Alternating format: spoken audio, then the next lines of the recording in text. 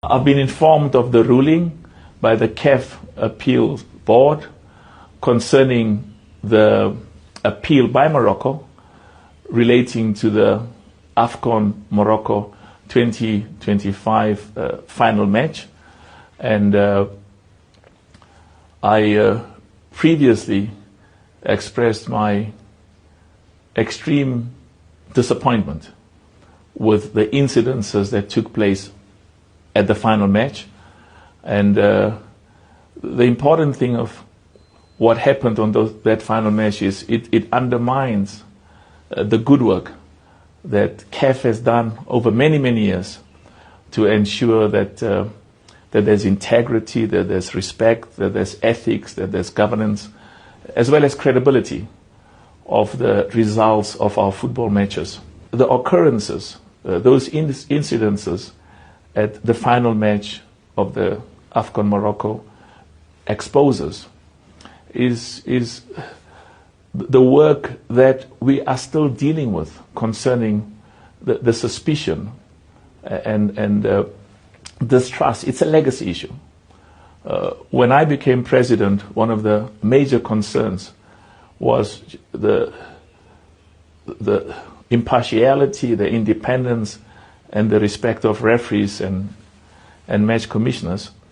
And a lot of good work has been done, but there continues to be suspicion because it's a legacy issue. It's something that has been there for many, many years, and we consistently deal with that because that's critically important. Another important matter that these incidences at the final match brought to the fore is the independence and the respect of our judicial bodies. In choosing the members of our judicial bodies, we followed a different path, different from what had been the case before. We invited each member association and we invited every zone, the 6 regional areas or the 6 zones in CAF, to give us names of respected judges and respected lawyers, because it is important that the decisions of our disciplinary board, the CAF disciplinary board, and the decisions of the CAF Appeals Board is viewed with the respect and integrity that's very important to us. So if you look at the composition of those bodies, they reflect some of the most respected lawyers and judges on the continent. And but we will still have to deal with this, with the perceptions and the concerns about the integrity. It's an ongoing issue. We are very clear at CAF that we are enormously committed to ensure that not only in terms of what we do, because we've implemented best practices. We've identified judges and lawyers from every region, from every zone, from the 54 countries in Africa, to make sure that these are people who have integrity and have a track record. And partly the independence is reflected by the decisions that were taken by the two bodies. The CAF disciplinary board took one decision. The CAF Appeals Board took a totally different position.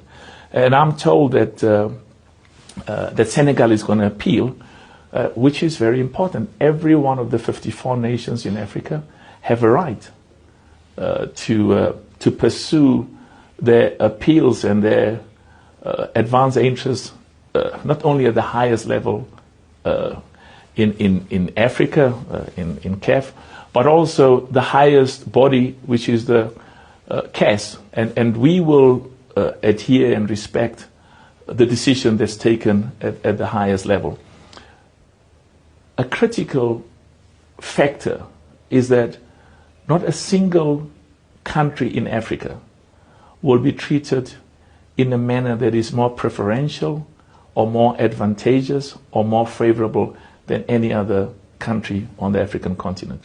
We take what has happened at the final match in Morocco during the AFCON, the Total Energies CAF Morocco 2025. We take it very, very seriously.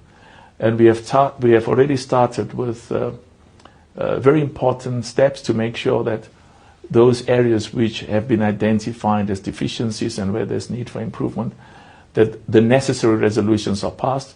We have very high standards that we set for ourselves.